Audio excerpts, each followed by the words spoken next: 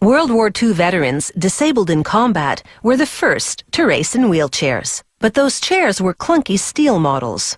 Fast forward to today, and wheelchair racing is a serious sport with aerodynamic chairs. These chairs have elongated mainframes and 3 wheels instead of 4. This modern racing chair is tailored to the athlete's physique, specific disability, and skill level. They begin by taking detailed measurements of the athlete as she sits in a demo chair. They measure the width and height of her knees to determine the best seating position. They check the balance point to decide how the rear wheel axle should be positioned. And they measure her arms so push rims can be sized for her. Then they produce a digital drawing of the racing wheelchair, complete with any extras requested by the athlete.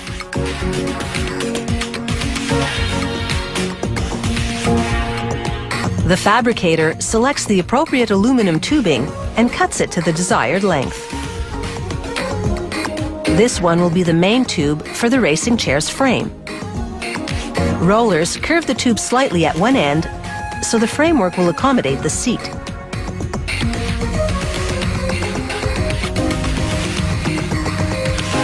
A press then flattens the tube quite a bit.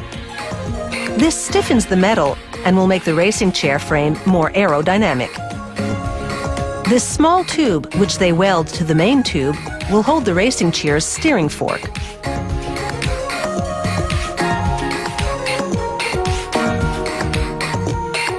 He now tapes a steering mechanism to the front wheel onto the framework and confirms that its placement is exact before welding.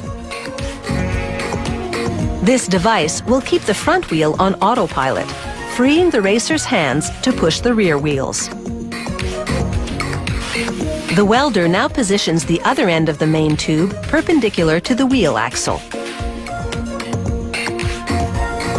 He inches the tube towards the center of the axle until it's right on the mark. He welds the axle to the main tube, giving the framework a T profile. Temporary wheels lift the axle so he can install the seat frame. Then, a hydraulic machine bends an aluminum tube into a U shape to make the racing chair's seat frame. He positions the seat frame on the rear axle and does a few more welds. Finally, he installs fenders on the wheels.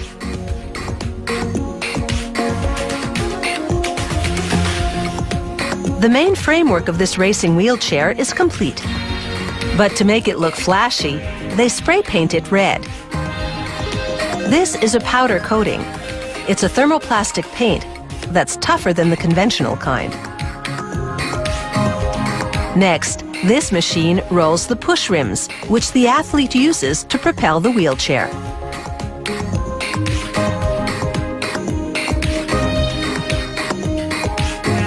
They weld on pegs for attaching the rims to the wheels, then glue a rubber sleeve onto each rim.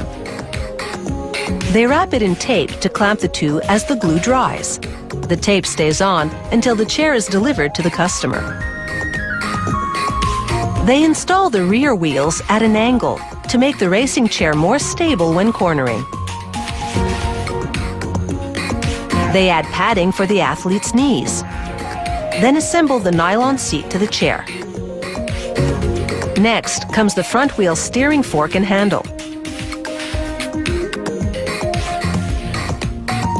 They complete the assembly with a spring-loaded cylinder that's part of the steering autopilot system. After testing the steering fork, they install the front wheel, which is smaller than the rear tube.